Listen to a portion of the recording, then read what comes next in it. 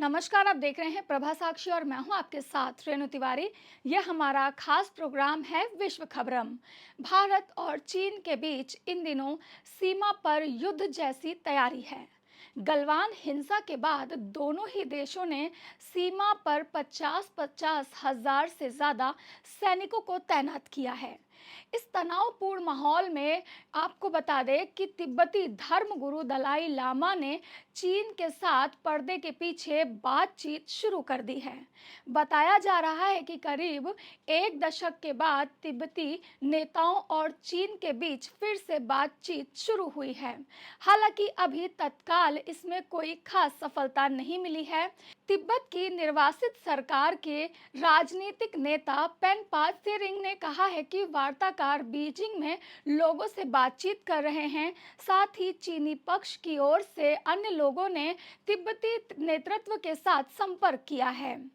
तिब्बती नेता पेनपा ने धर्मशाला में कहा कि हमारा पिछले साल से बैक चैनल संवाद चल रहा है, लेकिन हमें तत्काल कोई भी अपेक्षा नहीं है। यह लंबी अवधि तक चलेगा। हम बातचीत को जारी रखना चाहेंगे। इस बातचीत को शुरू हुए एक साल से ज़्यादा का समय हो गया है। चीनी हमसे संपर्क कर रहे हैं।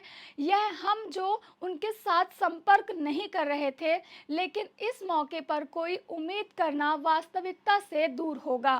साल 2010 के औपचारिक बातचीत के टूट जाने के बाद ऐसा पहली बार हो रहा है जब दोनों पक्षों के बीच फिर से संपर्क शुरू हुआ है, लेकिन यह बहुत ही अनौपचारिक है। साल 2010 में चीन और तिब्बत नेताओं के बीच 9 दौरे की बातचीत हुई थी।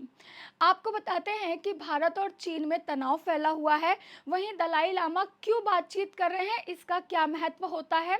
तिब्बत की निर्वासित सरकार के सूचना और अंतर्राष्ट्रीय मामलों के मंत्री नॉर्जिंग डोल्मा ने भी स्वीकार किया है कि चीन के साथ पर्दे के पीछे बातचीत चल रही है। हालांकि उन्होंने ये भी कहा है कि इस बातचीत से कोई ठोस परिणाम नहीं निकलने वाले हैं।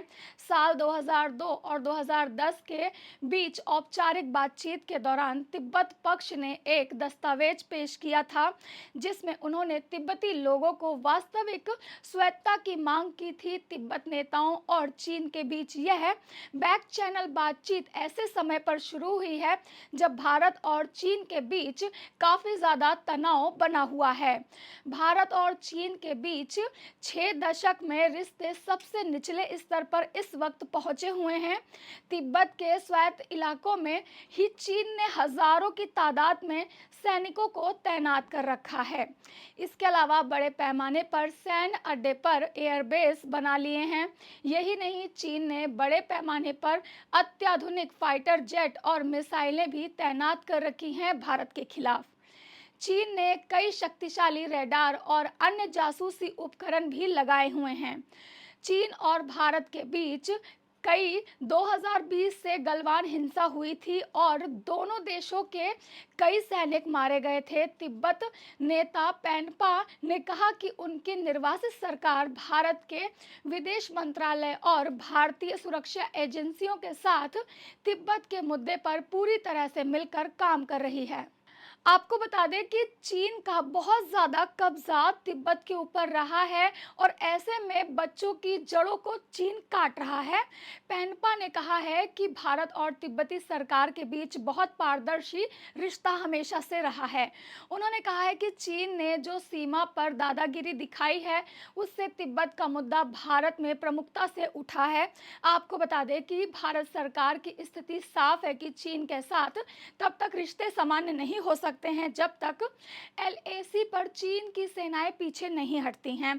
चीन की कोशिश अब है कि किसी तरह से यथास्थिति को बहाल रखा जाए जिसमें उसको फायदा हो।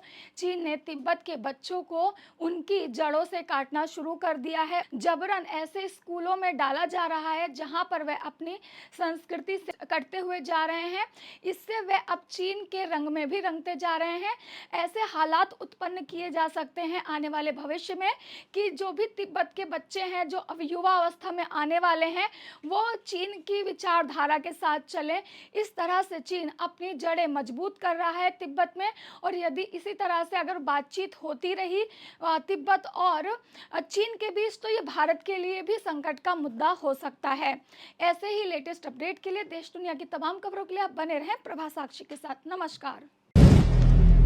अगर आप भी लेना चाहते हैं देश दुनिया की तमाम जानकारी तो आज ही सब्सक्राइब करें हमारे चैनल को। साथ ही नीचे दिए बेल आइकन को जरूर दबाएं ताकि हर अपडेट आप तक पहुंच सके।